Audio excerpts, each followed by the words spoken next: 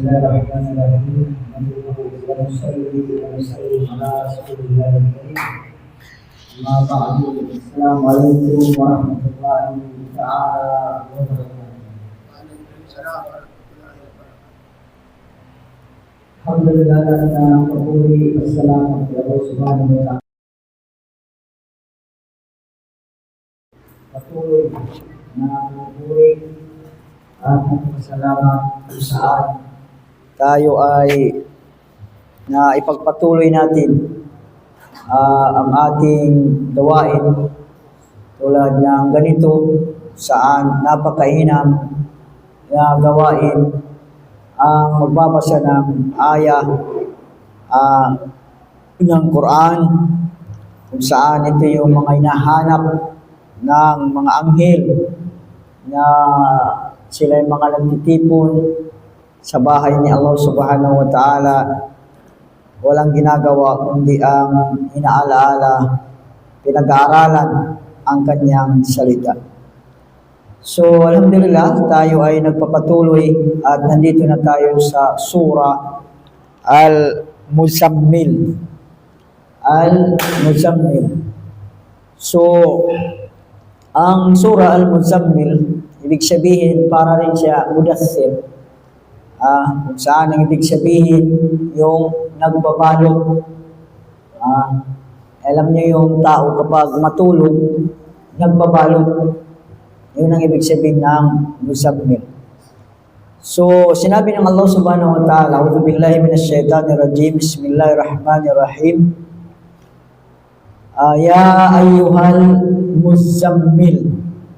Sabi ng Allah Subhanahu wa Ta'ala, tinawag niya ang propeta sallallahu alaihi wasallam sa hal, ibig sabihin sa kanyang sitwasyon. Ano ang kanyang sitwasyon? Ito yung nakahiga na kung ito sa atin nakakumot o nagbabalot. Tinawag niya, hindi niya tinawag sa kanyang pangalan. Bagkus, tinawag niya kung ano ang ginagawa niya. So sabi ng mga ulama natin, dahilan, ito yung paglalambing. Di ba? Parang kapag ang tao kasi na tinawag mo sa hindi niya pangalan, bagkus sa kanyang palayaw o sa kanyang gawain o sa ano man, ang tawag doon ay parang talagtufan, sabi nga nila, bilang paglalambing. Ganon din ang Rasul sallallahu alaihi wasallam, minsan yung mga sahaba, tinatawag din niya sa mga, ganon natin mga Arab, tinatawag nila sa hindi pangalan bagkus sa kanilang sitwasyon. Tulad halimbawa, nung nakita niya si Ali radhiyallahu ta'ala anhu sa masjid na nakahiga, tinawag niya, Ya Aba Turab. Ya Aba Turab. Ibig sabihin, sabi niya, tatay ng lupa. Kasi nakahiga siya sa lupa. Alam niyo mga masjid, Masjid Nabawi, nung panahon hindi mga ganitong tiles, bagkus yung lupa lang. Kaya nakahiga siya doon. Tinawag niya, Ya Aba Turab. So tinatawag nila, mayroon sa Arab yung mga ganito, yung tinatawag nila yung tao sa kanilang sitwasyon o sa hindi nila pangalan bilang paglalambing. So ang Rasul sallallahu alaihi wasallam, tinawag siya ni Allah Subhanahu wa Ta'ala, Ya ayyuhal Muzammil. Sabi niya na, babalot. Ano ang gusto sabihin ng Allah Subhanahu wa Ta'ala sa kanya? Qumil layla illa qalila. So, inutusan siya ni Allah Subhanahu wa Ta'ala magdasal buong gabi. Imagine buong gabi. Ang maliban, sabi niya, sa kukunti lang. Ibig sabihin, buong gabi na yan, itayo mo, maliban, sabi niya, sa kukunti lang ng gabi. Ito yung, kasi utusan na siya mag-da'wah. Ito yung mga, kung titingnan mo, susunod ka sa sunna ng Rasul sallallahu alaihi wasallam sa pagdada'wah, hindi lang maglabir, Hindi lang yung labir-labir na, maglabir ka lang dyan sa harapan. Hindi ganun. Tingnan mo ang Allah subhanahu wa ta'ala, paano niya tinuruan ang Rasul sallallahu alaihi wasallam bago ka pumunta makiusap sa tao. Kailangan malakas ang connection mo sa Allah subhanahu wa ta'ala. Sino yung hawak? Sino yung may hawak ng puso ng mga tao? Sa kamay ng Allah subhanahu wa ta'ala. Kaya nga ang Rasul sallallahu alaihi wasallam, inutusan ng Allah subhanahu wa ta'ala, hindi lang kung kunti lang ng gabi, pagpus, buong gabi sabi niya, maliban sa kukunti. So pinalawanag ng Allah subhanahu wa ta'ala, ano ang kukunti lang yun? Kaya sabi niya, nisfahu awing kusminhu kalila. Ibig sabihin, kalahati ng gabi. Adin, mag-qiyamul lail ka. Ya Muhammad, ito obligado noon. Obligado yung qiyamul lail kasi utos ito. Yung pagtayo sa gabi, yung dasal, inutos sa Allah subhanahu sa Rasul sallallahu alaihi wasallam, obligado. Kalahati ng gabi o mabawasan kunti, awing kusminhu kalila. Imagine yung haba ng sabi niya kung mabawasan yung kalahati, awjid alayhi warattil Qur'ana tartila. Bawasan mo yung kalahati, o sabihin na dagdagan mo ang kalahati. Sabihin yung mababawas, may mga sa atin, may kumulang ng kalahating gabi. Kumulang siya ng kunti, o lalagpas ng kunti ng kalahati ng gabi. Imagine mo ito ay inobliga noong panahon na ito. Kaya, matagal ito ginagawa ng Rasul sallallahu alaihi wasallam, dahil obligado. Na actually, hindi lang sa kanya, pati sa mga sahaba, naniniwala sa kanila ay naobliga na magdasal sa gabi. Ganun pa yung una, yung kautusan, magdasal sa gabi. Sabi ng Allah subhanahu wa ta'ala, warattilil Qur'ana tartila. At sabi niya, ano ang gagawin mo sa pagdarasal na yan? Sabi niya, basahin mo ang Qur'an ng maayos, malumanay, yung maintindihan. Tingnan mo, basahin mo ang Quran, kaya nga ang pagbasa ng Quran, ano ang ibig sabihin, warattil Quran at tartila? Basahin ang Quran sa tamang huruf. Tamang mad, yung haba. Yung tama, kasi ano ang purpose? Para maintindihan. Kasi kung mali yung litra, mali din yung mga haba, kung saan pa ba yun, hindi maintindihan. Di ba? Halimbawa, kung dito sa atin, sa Pilipino nga, mapahaba mo, may iba rin ang meaning. Di ba? Halimbawa, baka, may baka. Di ba? Baka. Di ba? Magkaiba. Na paano kayo? Ganun din yung Arabic. O yung sounds, yung tunog ng litra, na kung maiba rin yan, hindi rin maintindihan. Di ba? Meron ba sa Pilipino yung maiba yung tunog, may iba rin ang meaning. Yung bata, naging gata. May iba yung ano. Di paano kaya yung Quran? Na gano'n din ang Quran, lalo yung Quran. Kaya nga ang utos ng Allah subhanahu wa ta'ala sa Rasul sallallahu alaihi wasallam, basahin ng maayos. Hindi yung blablabla, hindi mo maintindihan yung ano. Hindi ganoon. Ayusin. Nakita naman yung Tagalog na warattil Quran at tartila para maintindihan. Sabi niya, at yung, mahirap yung Tagalog nito, at yung dalitin ang Quran. Dalitin? Ano yung dalitin? At yung dalitin ang Quran ng malakas na marahan at matimyas na pagbigkas. Hirap naman yung mga Tagalog. First time ko marinig yung imagine, dalitin. Okay pa yung marahan. Matimyas. Alam niyo yung mga matimyas dito? Padili. Matimyas. Matimyas na pagbigkas. Malinaw. Kaya nga, kaya nito, ang Quran, maayos, marahan, malinaw, klaro. Yung klaro doon, dapat klaro yung mga litra. Kaya nga dapat nag-aaral tayo ng ano. Ano ba? Litaw na litaw. Yung makharijul huruf. Yung pronunciation. Dapat sabi niya, ganun ang pagbasa ng Quran. Na hindi natin makuha ito kung hindi talaga pag-aralan. Tajwid, yun, tajwid. Hindi natin makukuha. Kahit nga kami, hindi lang naman pinag-aralan namin ng isang taon. Yung mga ano lang. Ako nga, yung mula sa pagkabata, pagbabasa ng Quran, nagmadrasa, mabarang mula pagkabata ko nung maalala ko. Nagbabasa kami yung sa mga matatanda, di ba mga ganun. Meron kasi doon yung punta ka sa matanda, yung ustad mo. Yung ganito, basahin mo. Ulit-ulitin mo ganyan. Kaya nga hindi makuha yan. Kailangan mag-aral ka ng maayos. Talagang hindi tayo Arabo. Basahin ang Quran, yan ang tamang pagbasa, utos ng Allah subhanahu wa ta'ala ng marahan, malinaw. Malinaw. Kaya nga ang pag-ano yan, lahat naman ng dumaan sa pag-memorize ng Quran, sa pag-aaral ng Quran, may tinatawag tasmi.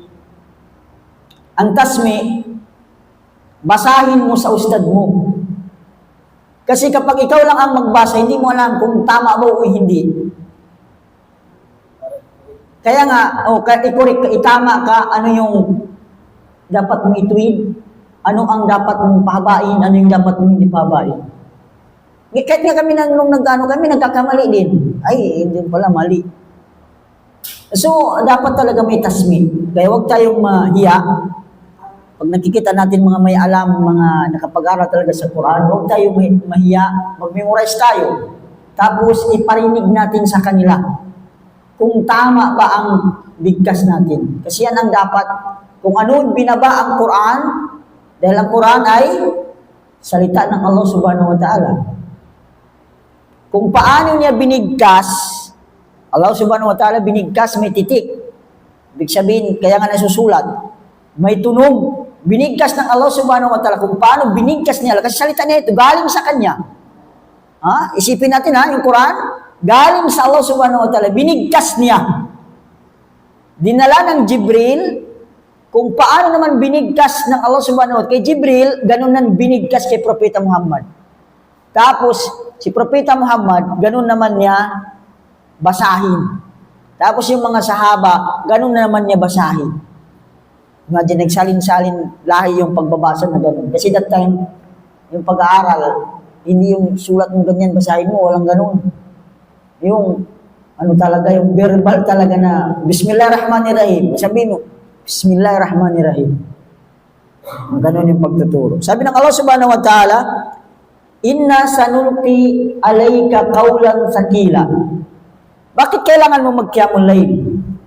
Bakit kailangan mo magdasal sa gabi? Dahil sabi ng Allah subhanahu wa ta'ala, ay aming ibibigay sa iyo yung mabigat na salita na ito. Qawlan sakila. Ano ang tinutukoy na mabigat na salita? Ang ano dito ginamit niya, isang matimbang na salita. Pero yung sakil mabigat. Matimbang, mabigat din natin, no? Mabigat na salita. Alam niyo yung Quran, ang Quran, bumababa sa Rasul sallallahu alaihi wasallam, hindi yan basta-basta. Hindi yan normal na, halimbawa, yung tayong tao, sabihin ko sa iyo, wala namang kabigat-bigat. Wala namang may kahirap-hirap. Pero ang Quran iba. Tinanong ang Rasul sallallahu alaihi wasallam kung paano ang Quran bumababa o dumarating sa kanya. Siya isa sinabi niya, ang Quran, kapag yung wahid, yung Quran na ito, revelasyon, yung Quran na ito, yung Quran ngayon, pag bumababa sa Rasul sallallahu alaihi wasallam, isang araw, nakahiga yung propeta sa paa niya, sa hita niya.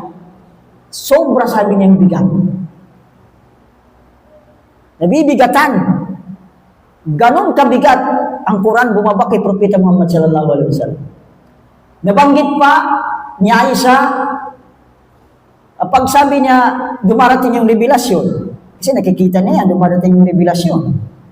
Nakikita niya, ang Propeta sallallahu alaihi wasallam, pinagpapawisan, sabi niya, kahit taglamig. Imagine, diba? Kung hindi nabigatan ka sa isang bagay, o hindi mahirap ang isang bagay na ginagawa mo, hindi ka pagpapawisan sa taglamig. Sabi niya Aisha, ang Quran, habang binabanggit ni Jibril alayhis salam kay Propeta Muhammad, ang Propeta sabi niya, pinagpapawisan siya. Kahit ito sabi na sa panahon ng taglamig. Sa bigat. Yung Quran. Kaya hindi basta-basta. Salita ng Allah subhanahu wa ta'ala, kaya tinawag dito sabi na, kaulan sakila. Pero yung Tagalog nito, matimbang na salita. Pero sa pagkalag, yung sakil, mabigat. Yan naman, mabigat. Mabigat na salita. Kaya hindi basta-basta. Kaya nga, yung Muhammad, hindi ito basta-basta yung dadalhin mo. Para makayanan mo ito, kailangan na magsala ka sa gabi. Kailangan mo magsala sa gabi. Ito yung paraan para makaya mo yung ibibigay sa iyo. Ito ang Quran. Imagine no, yung Quran. Kaya hindi ito basta-basta. Kaya mo yung layl. Tapos sabi ng Allah subhanahu wa ta'ala, inna nasiyatal layli hiya ashaddu waq'aw wa aqwamu qila. Katotohanan, ang pagbangon sa gabi, yung tahajjud, ay siyang oras ng napakahirap, datapwat, higit na mabisa, nakikipag-isa ng puso at dila, at higit na kaakma para sa pag-unawa sa mga salita ni Allah subhanahu wa ta'ala. Ang gabi, di ba ito yung mga napapanahon, napakagandang yung basahin ng Quran. Di ba? Napakaganda. At ito sabi na yung napakaganda na nabigkasin ang Quran.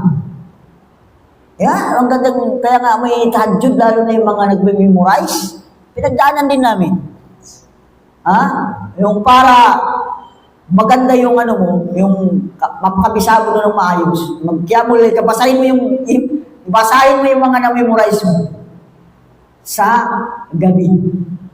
Yun sabi niya, napaka-akma, napakaganda na pagbasahan ng Quran sa gabi. Sa gabi. Tapos sabi ng Allah subhanahu wa ta'ala, inna laka fin nahari sabhan tawila. Ibali sabi niya, sa gabi, ilaan mo yung oras mo para sa Allah subhanahu wa ta'ala sa pamamagitan ng qiyamul layl, pagsala sa gabi, sa pagbabasa ng Quran, sa gabi, ibali sabi niya, sa araw naman, mahaba ang oras mo. Mahaba yung oras mo na gumawa kung ano ang pangangailangan mo. Inna laka fin nahar. Nahar, ibig sabihin sa araw. Sabhan tawila. Mahaba naman sabi niya yung araw. So, ang hiningi ng Allah subhanahu wa ta'ala sa kanya, gabi lang. Tinangwa, ang Rasul sallallahu alaihi wasallam, hiningi sa kanya yung kalahati ng gabi, kumahigit kumulang. Sa atin, ang hiningi ng Allah subhanahu wa ta'ala lamang, 5 beses sa isang araw. Ilang minuto yan. Hindi abot ng kalahating araw. Si Propeta Muhammad, kalahati ng gabi. Ang bigat ng kautusan sa kanya. Sabi ng Allah subhanahu wa ta'ala, Rabbul Masriki wal Maghrib la ilaha illa hu fattakhidhu wakila. Si Allah subhanahu wa ta'ala, Rabb, kapag sabi kasi yung mga Rabb, nangangalaga, o Panginoon na tagapangalaga ng silangan at kanluran. Masyrik, ibig sabihin silangan. Maghrib, kanluran. Silangan at kanluran. Siya yung nangangalaga. Wala namang iba. Kaya sabi ng Allah subhanahu wa ta'ala, la ilaha illahu. Walang Diyos na karapat-dapat sambahin maliban siya. Sinabi na natin ito. Kasi na marami na yung mga ayat na ganito. Bakit siya yung karapat-dapat sambahin? Dahil siya naman ang lumika. Siya yung nangangalaga sa lahat. Siya yung nangangalaga ng silangan kanluran. Kaya karapat-dapat siya sambahin. Kaya tanongin mo, bakit karapat-dapat sambahin? Dahil ikaw si Allah subhanahu wa ta'ala ang lumika sa tao. Lumika sa langit at lupa. Lumika sa lahat ng anumang bagay na nakikita na hindi. Nagbibigay kung ano ang pangangailangan natin. Nagbibigay ng ulan. Nagpapatubo ng mga ano. Kaya nga, kung mayroon kang sinasamba bukod sa Allah subhanahu wa ta'ala, ano nagawa ng Diyos na yan? Kasi si Allah subhanahu wa ta'ala, bakit siya yung sambahin? Pinapaliwanag niya. Dahil ako sabi niya, ang nangangalaga sa inyo, ako yung lumika sa inyo. Kaya dapat ako sambahin. La ilaha illahu. Walang Diyos na dapat maliban sa Kanya. Ang dahilan, yan ang ginagawa niya para sa inyo. Para sa inyo. Sabi ng Allah subhanahu wa ta'ala, fattakhidhu wakila. Sa Kanya kasabi niya, gawin mo si Allah subhanahu wa ta'ala, o sa Kanya kasabi niya, manalig. Wakil. Tawakkal. Hindi ba manalig yan? Ano ba yung Tagalog na ano na ito? Nagkamanalig din. Sabi na, yung aliwang, ibig sabihin ng wakil, tagapamahala ng iyong kapakanan. Wakil. Kaya wakil, ibig sabihin siya yung bahala sa iyo. Gawin mo, siya yung mamahala sa iyo. Sa anumang kalahat ng anumang wakil. Kapag sinabi mong wakil na siya na, kaya nga sa kasal, di ba, kung wala yung wali, sabi ng wali, o iwakil ko na sa iyo, sabi niya. Ibig sabihin, ikaw na yung bahala. So, ang ibig sabihin ng wakil dito, ibigay mo, pagkatapos gawin mo ang lahat, kilalanin mo si Allah, pagkatapos ibigay mo ang pamamahala sa Kanya. Sa Allah subhanahu wa ta'ala. Kaya nga, paglalabas tayo ng bahay, binabasa ba natin? Ano ba yung binabasa paglalabas ng bahay? Bismillahi tawakkaltu ala Allah. La hawla wala quwwata illa billah. Ibig sabihin, sa ngalan mo ya Allah, tawakkaltu ala Allah. Ibig sabihin, sa'yo na. Ikaw na ang mamahala sa akin. Paubaya ko na sa'yo. Pag pinaubaya mo, siya na yung bahala sa'yo. Di ba? La hawla. La hawla, ibig sabihin, walang makagalaw. Halimbawa, yung la hawla, hindi ka makapunta dito. La hawla, hindi ka makapunta. Wala quwwata, wala kang lakas. Makapunta sa pupuntahan mo, sa gagawin mo, maliban sa Allah subhanahu wa ta'ala. Di ba? Wala mo may pupuntahan ka. Bakit narating mo yan?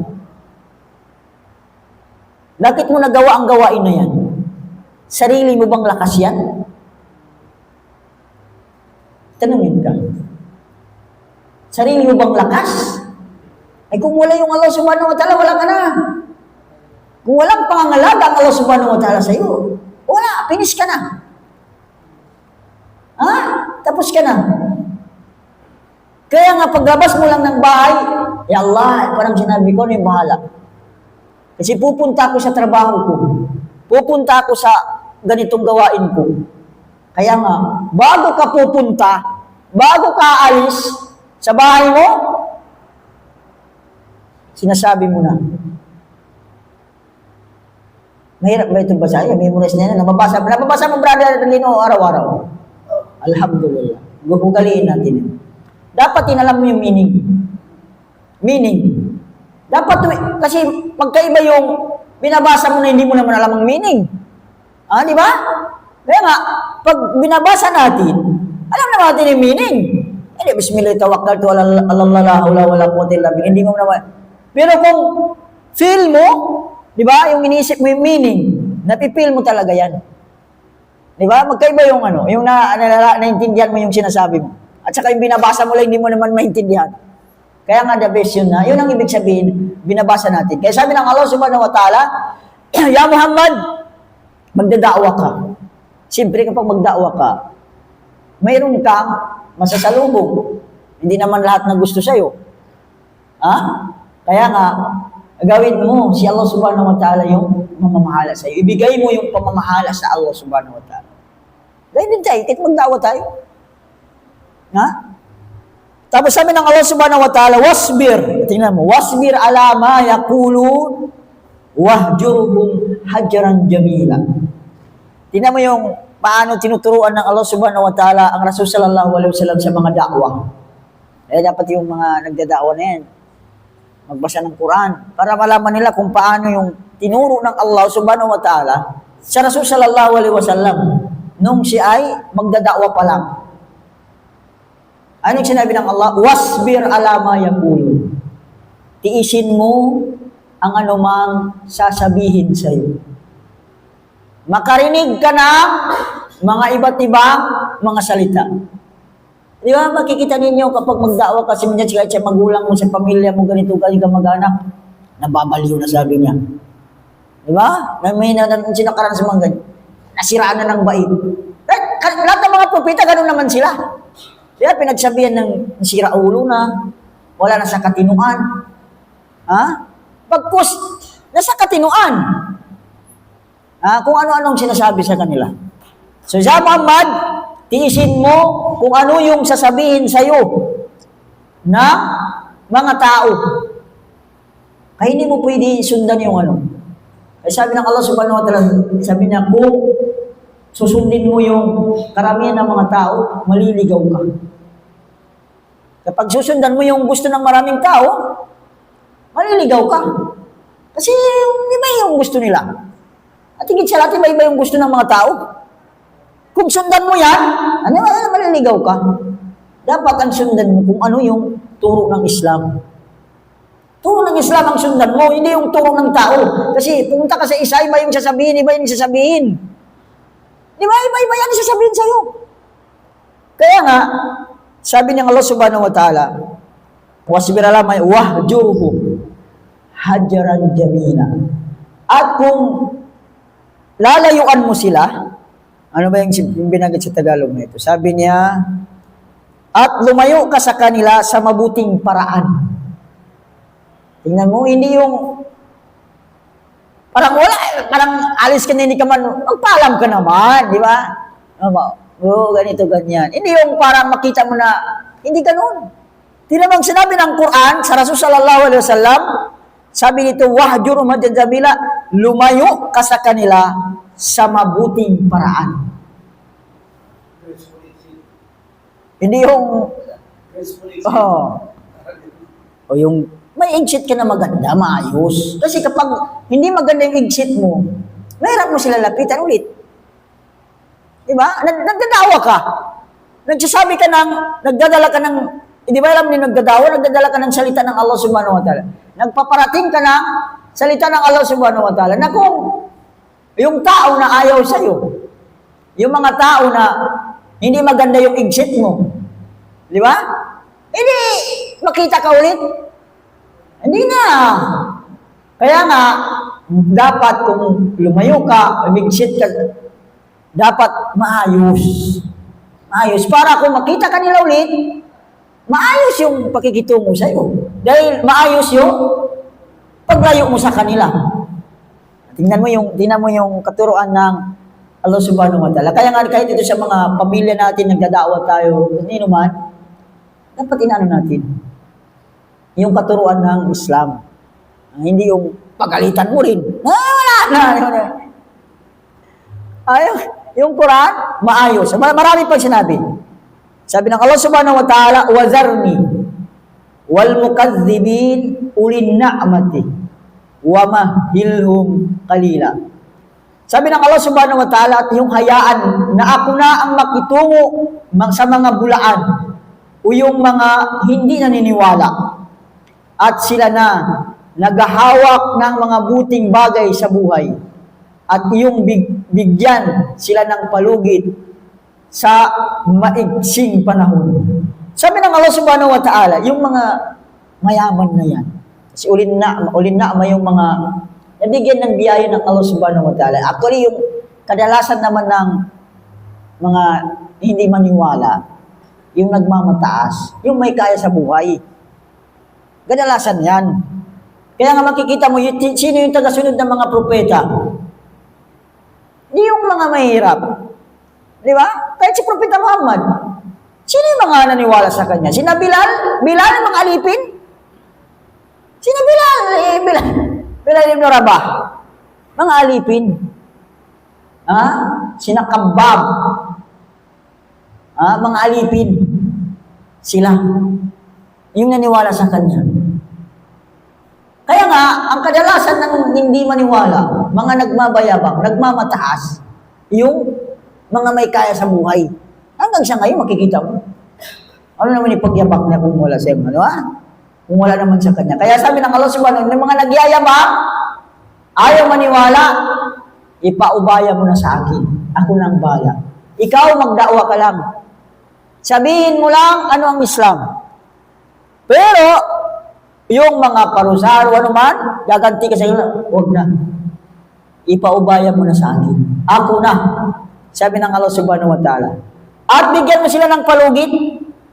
Huwag naman yung, hindi na ano ngayon, gusto mo, maparusahan na agad. Diba? Halimbawa, ayaw mo naman maniwala, hindi, maparusahan ka na sabi. Mga ganun. Diba nga ganun? Galit na galit ka. Hindi ganun. Sinabi niya, Allah subhanahu wa ta'ala, sabi niya, wama hilhum. Kalila. Bigyan mo sila ng palugit. Baka mag-iba naman yung ihip ng hangin na maniwala pa rin. Kahit tingnan mo yung panahon ng Rasul sallallahu alaihi wasallam, ilan sa mga tao sa Makkah, sina Abu Jahal, sina Walid ibn Mughira, at mga iba pang mga matataas, mga leader, mga pinuno sa Makkah, nagpapahirap sa propeta sallallahu alaihi wasallam. Nagpapahirap sa mga sahaba, nagpapahirap sa mga naniwala sa Islam. Pero,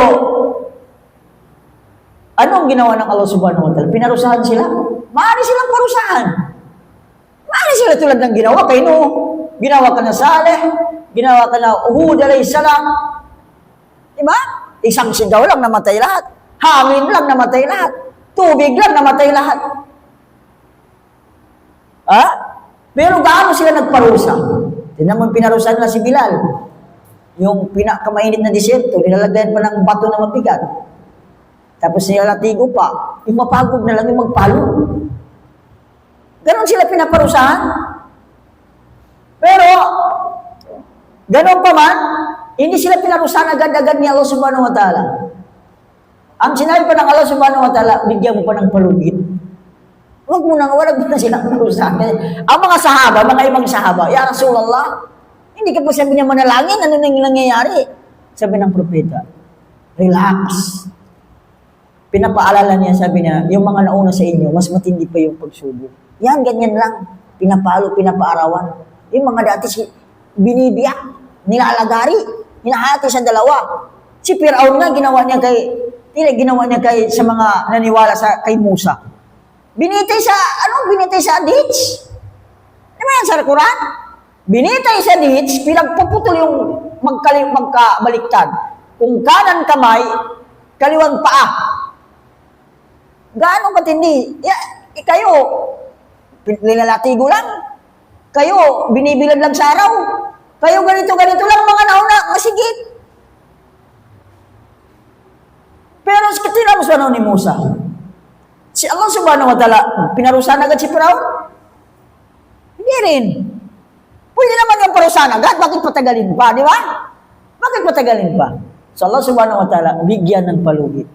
Bigyan ng palugit sila.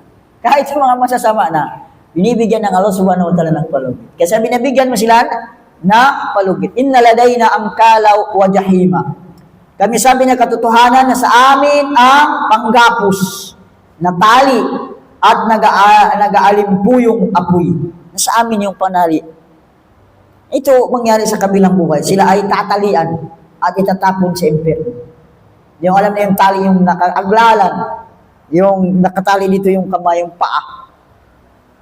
O hihilain sila yung mukha, yung nasa iba. Yung sa iba, yung mukha, para kasi mataas na antas kasi sa atin yung ito, noo. Di ba? Kaya hindi nga tayo pwede magbaw. Hindi ka pwede. Kasi mataas na antas ito. Hindi mo pwede ibaba ito. Kaya nga pag binaba mo, surrender ka. Diba? Pag ginanon mo na yung ano mo, pwede. Kaya ang gawin ng Allah para mapahiya sila. Yung mukha nila nakano sa lupa. Hihilain sila na gano'n ng mga anghel. Tapos itatapon sila sa impyerno. Ganun ang gawin ng Allah subhanahu wa ta'ala. Ano pa? Wa ta'aman dha khussatin wa azaban alima. At pagkain na babalalak sa kanilang lalamunan at kasakit-sakit na kaparusahan. Dha khussa, ang pagkain may pakain kasi sa sobrang, naiwan ko kung nasubukan nila kasi hindi pa natin nasubukan yung mga sobrang gutom. Yung kahit ano kainin mo na ba? Ha? Kaya nga, yung tao sa impyerno, na sobrang gutom, humingi ng pagkain. Humingi ng pagkain sa Allah subhanahu wa ta'ala. Bigyan mo kami ng pagkain. Bigyan sila ng pagkain naman. Bigyan sila ng pagkain. Pero yung pagkain na ito, sabi ng Tagalog na ito, babalala sa kanilang lalamunan. Mamara. Pagdating dito sa liig, ilalabas yung tinik, hindi mo mailabas, hindi mo rin maipasok. Pero malalim yung Tagalog niya, babalala. Kasi sa atin mga babara lang. Babara. Hindi mailabas, hindi mo mailabas pabalik, hindi mo rin mailunok papunta sa loob. Kasi, di ba kapag natinikan ka, di ba pilit mo ilabas o ilap sa loob. Di ba ganun tayo? Pag natinikan, either ilabas o palaob. Ang kaso, hindi mailabas, hindi pa paloob. Ma-stuck lang doon sa ano. Kaya gaano kahirap lang ano. Sabi ng Allah subhanahu wa ta'ala, wa ta'aman dakusa. Ito yung tinatawag sakkum. Wa ta'amul asim, yung sa suratul ano yun, yung nabanggit yung ta'amul asim. Sabi ng Allah subhanahu wa ta'ala, yawma tarjuful ardu wal jibala wa kanatil jibalu kasibam mahila. Sa araw na ito, sabi na siyempre yung araw ng pagbunaw ng mundo. Binanggit na naman ng Allah subhanahu wa ta'ala dito yung araw ng pagbunaw ng mundo. Sa araw na ito, ang kalupaan at kabundukan ay mayayanig ng matindi at ang kabundukan ay magiging pinong tumpok ng buhangin na bumubuhos at umaagos ng pababa. Imagine, tingnan mo yung laki ng bundok na yan. Tutunaw, magkadurog-durog. Tigas ng, alam mo, pero ngayong panahon kasi, nabubutas na yung mga bundok, no? Kung katigas ng bundok. Kaya na ng mga gamit nila na pagbukas ng. Pero ano pa man, pero matigas yung bundok. Matigas talaga yan. Pero gaano man katigas yan, pagdating ng gugunawin ng mundo, yayanig, tapos yung mga bundok maduro. Magiging tinig kalagay, parang hangin na aagos na lang. Parang wala lang bigat. Ayun ang sinabi ng Allah subhanahu wa ta'ala. Tapos sabi ng Allah subhanahu wa ta'ala, inna arsalna ilaykum rasulan, shahidan alaykum kama arsalna ila fir'auna rasula.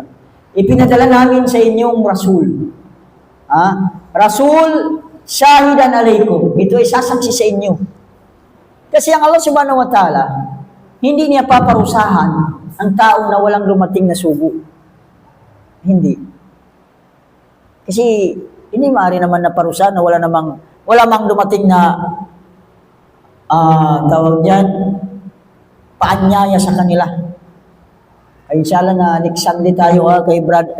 Pag-usap pa pala kung next Sunday Kaya nga tayo habang malakas pa tayo, magpadawa sa mga pamilya natin, ang mahalaga na parating natin, hindi naman, kaya sabi ng Allah subhanahu wa ta'ala, fadhakkir na anta madhakkir, kaya man magpaalala ka lang, nastali, hindi mo sa itin, hindi mo sila hawak, hindi mo sila makontrol, hindi mo sila kontrol, pero yun sa'yo magpaalala lang, magsabi lang, sabihin mo lang. Kaya sabi ng Allah subhanahu wa ta'ala, pinadala namin ang Rasul, saksi sa inyo. Kaya tayo, noong panahon, ang mga rasul lang at mga propeta, sila lang ang pwede magdakwa. Pag namatay na, wala na. Mayroon na namang propeta ipadala ulit. Hindi tulad ng ngayon, after ni Propeta Muhammad, pumalit sina Abu Bakar, lahat ng mga sahabat, pwede na. Hindi ka na magdakwa. Ha? Kaya nga sinabi ng propeta, balighuan ni walau aya. Parating ninyo para sa akin yung anuman, kahit isang aya. Parating sa tao. Kahit isang aya lang na alam ninyo sa Quran. Sabi ng Allah subhanahu wa ta'ala, tulad din sabi niya ng pagpadala namin kay Firaun ng Rasul. Sino yung Rasul? Ni Firaun, si Musa. Anong ginawa ni Firaun? Faasa Firaun ng Rasula, paakad na wakdawabila. Sabi niya si Firaun, sumuway siya sa kanyang Rasul, kay Musa, kasi sabi niya, pinarusahan namin siya. Pinarusahan namin na matinding parusa. Sabi ng Allah subhanahu wa ta'ala, kayfa tattakun? Paano kayo magkaroon ng takot sa Allah subhanahu wa ta'ala? In kafartum yawma yaj'alul wildana shiba. Ibig sabihin, yung araw ng pagbunaw ng mundo, araw ng pagbuhay muli, na hindi niyo pinapaniwalaan. Na kung saan sa araw na ito, imagine na sabi na, ang buhok daw ang tindi ng hirap, tindi ng araw na ito. Sabi ng Allah subhanahu wa ta'ala, basahin ko yung Tagalog para manin yung Tagalog. Sabi, sa araw na ang mga bata ay magiging lanta sa kulay na pilak na kanilang buhok sa araw ng muling pagkabuhay. Ibig sabihin, sa hirap ng ano na ito, yung bata, iba yung buhok nila, maitim. Di ba? Maitim. Na ngayon, magiging puti yan dahil sa hirap ng araw na yun. Magiging puti. Katindi, sabi niya, ng araw na yun. Araw ng pagkabuhay mo. Kaya sabi ng Allah subhanahu wa ta'ala, yung kanilang mga buhok ng mga batang itim-itim dahil sa tindi ng hirap ng buhay araw na yun ay magiging puti. Tapos sabi ng Allah subhanahu wa ta'ala, sama'un munfatirun bi, kana wa'duhu maf'ula. Sa araw na ito, siyempre magkabitak-bitak yung kalangitan. At sabi niya, yung araw na ito, ipinangako ng Allah subhanahu wa ta'ala at mangyayari. Ibig sabihin yung paggunaw ng mundo, ang pagbuhay muli, ang pagtitipon lahat, pangako ng Allah subhanahu wa ta'ala. At ang lahat ng ito, kana wa'duhu maf'ula. Ibig sabihin, mangyayari at mangyayari ito. Nangyayari. Pagkatapos sabi ng Allah subhanahu wa ta'ala, inna hadhihi tadhkirah. Ito sabi niya ay paalala lang. So ano yung tadhkirah? Ang tadhkirah paalala. So, sabi na ito ba yung aya lang na Suratul Muzammil? Sabi ng mga mufassirun natin, lahat ng Quran. Ang Quran, paalaala lang. Paalaala lang. Kaya paalaala lang. Sinasabi na natin bilang paalala. Di ba? Paalalahan natin yung tao. Ganito, binanggit ng Quran, ang araw ng paggunaw ng mundo, ang araw ng kabilang buhay, ang araw ng pagbuhay muli. Paalala, inna hadhihi tadhkirah. Tadhkirah, paalala lang. Paman sya'a ittakhadha ila rabbih sabila. Kung sino man sabi niya ang gusto na maging ligtas, na gumawa siya ng hakbang. Gumawa siya ng hakbang.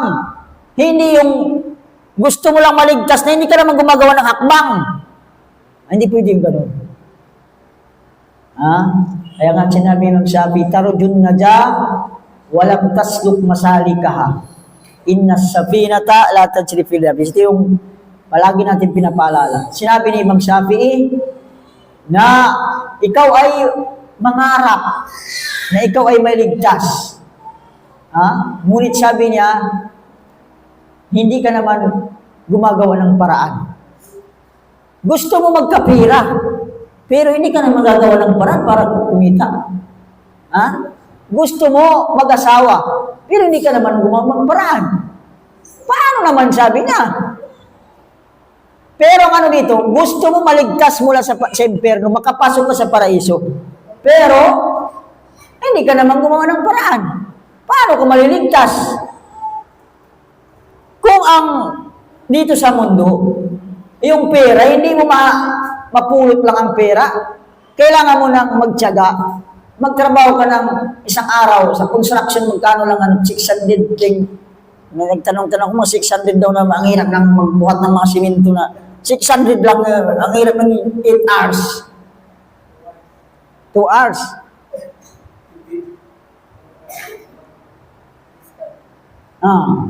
Ang hirap. Ang buhat ka ng simento. Maghalo ka ng simento. Tinan mo, gusto mong kumita ng pera, maghanap buhay ka, gumalaw ka. Paano naman yung paraiso? Napakamahal. Magpatayo ka ng bahay na, kusina lang, abutin ka ng 80,000. Paano na kayo yung paraiso, gusto mo yung paraiso sa kabilang buhay? Na hindi ka gagawa ng paraan, gusto mo, paraiso lang, ganun. Hindi pwede, kasi sabi ng Allah subhanahu wa ta'ala, yung Quran, palaala. Sino man sabi ng gusto, nasa sa inyo, nasa sa atin. Sino man ang gusto maligtas mula sa impyerno, makapasok sa paraiso, gumawa ka ng paraan. Anong paraan? Di, gawin mo ang minutos ng Allah subhanahu wa ta'ala. Layuan mo ang ipinagbawal. Utos ng Allah subhanahu wa ta'ala, yun ang paraan. Ang paraan na makapasok ka sa paraiso, may layo ka sa impyerno, sa mga parusa binanggit ng Quran, ito yung sumunod ka sa utos ng Allah subhanahu wa ta'ala. Pagkatapos sinabi ng Allah subhanahu wa ta'ala, Inna rabbaka ya'lamu annaka taqumu adna min thuluthil layl wa nisfahu wa thuluthahu wa ta'ifatun minal ladina ma'aka. Ang una, tulad ng unang aya, ito yung sabi ng mga ulama, ito lang yung sura, yung umpisa niya, pinawalang bisa ng huling aya. Ano ba yung unang umpisa? Itayo mo yung sala, qiyamul layl, yung sala sa gabi. Ibliga ito, kalahati ng gabi. Ngayon, pagdating dito sa huli, sabi ng Allah subhanahu wa ta'ala, alam ng Allah subhanahu wa ta'ala na mayroon sa inyo na itatayo niya, sabi niya, na nagpupuyat sa pagdarasal sa 2/3 lang. 2/3 ng gabi, di ba? Kalahati yung kanina. O sabi niya, 1/3 ng gabi. Ganyan naman ang isang pangkat ng iyong kasama. Ganon din, ibig sabihin mayroon, napapuyat, napapagod. Kaya alam ng Allah subhanahu wa ta'ala yun. Kaya binabaan na. Kaya dito, sabi ng mga ulama, hindi na obligado ang qiyamul layl. Ibig sabihin, sunna na sa mga sahaba. Pero nanatili kay Propeta Muhammad, obligado pa rin sa kanya yung pag-qiyamul layl. So ano pa man, kahit hindi obligado sa kanya, ang Rasul sallallahu alaihi wasallam hindi niya iniiwan. Ang sala sa gabi, ang sala sa gabi, si Propeta Muhammad, hindi niya iniiwan. Kaya mabanggit niya si Aisha, kung ilan ang sala ng propeta, kahit sabi niya ito ay Ramadan, hindi Ramadan, 11. Hindi bumabawas. Kaya ito yung qiyamul layl ni Propeta Muhammad. Kaya tayo, pati yung tarawih ginagawa natin, ilan ginagawa ninyo dito? 11 din. Parehas tayo. Pero ang totoo, kung titingnan talaga yung tarawih, yung 20. Ang 20, ito yung ginawa ni Umar. Kasi yung 11 na yan ang ginagawa ni Propeta Muhammad. Qiyamul layl. So ano pa man, ginagawa rin ng mga ulama natin, yung abot kaya natin. Sabi ng Allah subhanahu wa ta'ala, Alima an lam tuhsu fataba alaykum. Ibig sabihin, alam ng Allah subhanahu wa ta'ala, hirap ninyo, pupuyat ninyo, kasi ay pinatawad kayo ng Allah subhanahu wa ta'ala. Faqra'u ma tayassara min al-Quran. Ibig sabihin, ito na, optional na. Magbasa kayo, sabi na yung kaya na lang ninyo. Ano lang ang gusto ninyo. Faqra'u ma tayassara min al-Quran, aliman sa yakunu minkum marada. At alam ng Allah subhanahu wa ta'ala, iba sa inyo may sakit. Kasi hindi mo na may sakit. Yung iba. Kaya alam ng Allah subhanahu wa ta'ala. Kasi mga sahaba ganun. Nautos, obligado ito. Yung pagtayo sa gabi. So nakikita ng Allah subhanahu wa ta'ala, nahihirapan yung iba. Kaya sabi ng alima, wa akharuna yadribuna fil ard, yabtaguna min fadlillah. Ang iba sa inyo, sabi niya, ay naghanap buhay. Nakikita niya naghanap buhay. Paano naman ang hirap ng hinap buhay? Napapagod. Na mahirapan mag-qiyamul layl. Ibig sabihin ng Allah subhanahu wa ta'ala, alam ni Allah subhanahu wa ta'ala. Kaya wakaruna yuqatiluna fi sabilillah. Ang iba, ito yung, kaya nga sabi ng mga ulama, yung huling aya na ito, bumaba sa Madina. Ang una yun, hanggang sa bagong huli, sa Makkah. Bakit? Kasi sabi ng Allah subhanahu wa ta'ala, yung iba, nakikibaka sa landas ng Allah subhanahu wa ta'ala. Wala pa naman gira ng Makkah. Wala pang labanan. Wala pang labanan.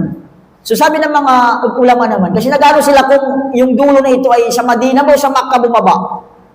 Ang nagsasabi ng sabi niya sa Makkah pa rin, pinapatunayan ni Allah subhanahu wa ta'ala na si Propeta Muhammad, alam niya yung hinaharap na pagdating ng araw, yung iba sa inyo, magkikibaka sa landas ng Allah subhanahu wa ta'ala. So hindi pa nangyayari, nasasabi na. So kung sabi na nagsasabi sa Madina ito bumaba, dahil sa sinabi ng Allah, iba sa inyo, nagkikibaka sa landas ng Allah subhanahu wa ta'ala. Faqra'u ma tayassara min. Ibig sabihin, basahin niyo na lang kung anong kaya ninyo. Gawin ninyo yung abot kaya na lang ninyo. Tapos sabi ng Allah subhanahu wa ta'ala, waqimus salah. Itayo niyo yung sala, wa atuz zakah. Ay, ito yung pagtayo ng sala at pagbigay ng zakah. Alam natin, yung sala sa Makkah, naobliga na. Diba? Naobliga na yung Makkah yung sa araw ng Isra wal Mi'raj. Pero yung zakat, sabi ng mga ulama, naobliga na. Nasabi na, naobliga na, pero hindi pa pinaliwanag kung paano yung pagbibigay ng zakah. Naipaliwanag ito kung paano magbigay ng zakah, kasi mayroong mga, kung paano, 2%, ganun, yung mga, ano yung mga kayamanan na bibigyan ng zakah. Naipaliwanag sa ikalawang taon na ng Hijri. Ang propeta ay nasa Madina na. Wa aqridullaha qardan hasana. Ibig sabihin, gumawa kayo ng gawain na mabuti para sa Allah subhanahu wa ta'ala. Wa ma tuqaddimu li anfusikum min khairin tajiduhu indallah wa khairun wa a'zama ajra. Ano man sabi niya napauna niyo, tingnan mo ang pangako ng Allah subhanahu wa ta'ala. Ano man sabi niya, yung napauna ninyo, para sa sarili ninyo mula sa kabutihan, ay matatagpuan ninyo sa Allah subhanahu wa ta'ala. Matatagpuan niyo ito, sabi niya, mas mainam pa. At dakila, malaki sabi niya ang gantimpala. Imagine, anumang kabutihan mo, anuman nagawa mong kabutihan, hindi yan sasayangin ni Allah subhanahu wa ta'ala. Sabi ng Allah subhanahu wa ta'ala sa surah na ito, matatagpuan ninyo. Sige, di bali, kasi baka lumamig yung, luto na ba yung munggo? Matigas-tigas kasi yun, no? Ha? Lumambot na? Ay, magkasalan. Lumambot na ganun tagal? Sabi ng Allah subhanahu wa ta'ala, anuman, dahil ito yung, natin, hindi sasayangin ng Allah, anumang kabutihan.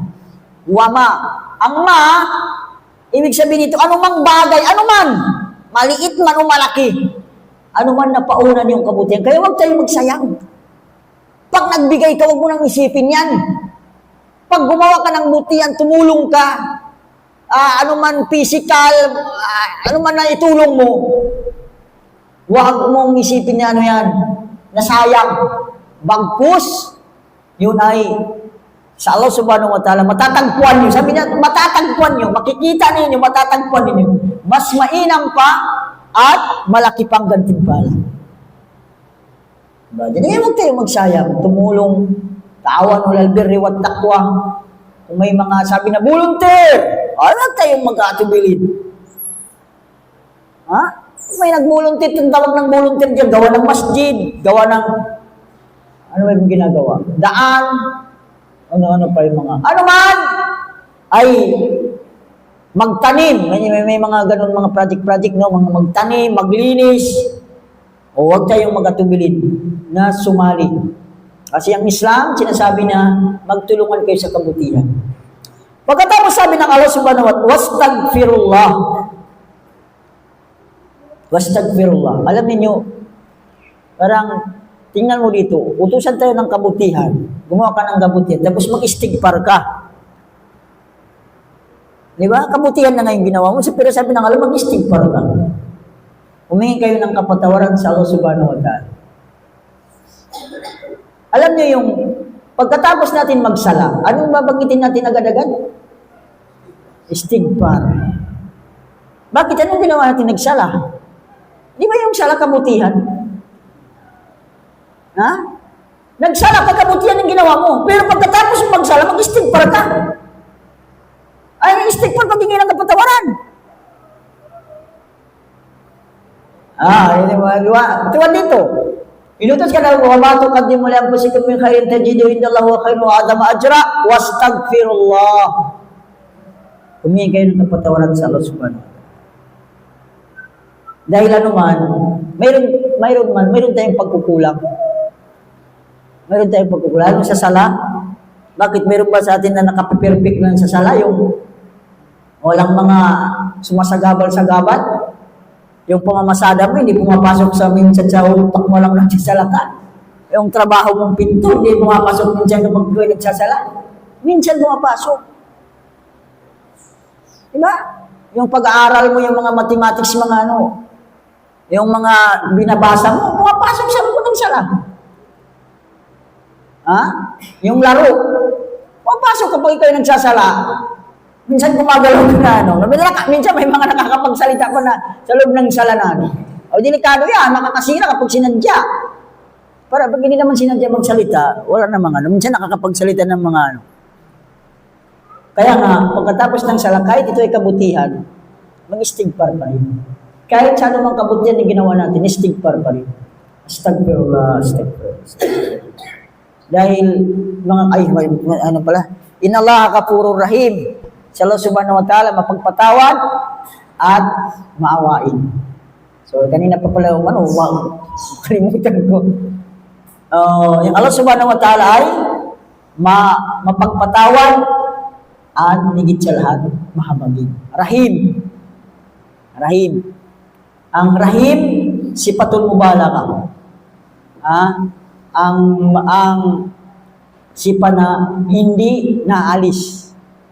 Ang lahat ng allowance ni Fa'il, tulad ng mga Rahim, Alim, ano pa, mga, yan ay ibig sabihin, katangian ni Allah subhanahu wa ta'ala, hindi niya naalis. Halimbawa, yung pagkamakaawain, hindi yan naalis. Hindi yan natatanggal. Hindi, itulad ng mga alim, kaalaman, maalam si Allah subhanahu wa ta'ala, hindi natatanggal yung kaalaman ni Allah subhanahu wa ta'ala. Kaya dito, Ghafur. Ghafur si Batul Mubagad, mapagpatawad. Inshallah, ay dito lang, tapos natin yung Suratul Muzzammil. Ano ba yung kasunod nito? Tayo ay sa susunod surah, ay Suratul Jin. Inkanto na yung surah, inkanto yung next. Next na ano natin, inshallah. Pero, abutan na tayo ng Ramadan. So, ano pa man, kasi next Sunday, inshallah. Hindi ba mag-ano na lang sa group chat kung ano yung mangyari sa ano natin, no, brother, no? So, inshallah.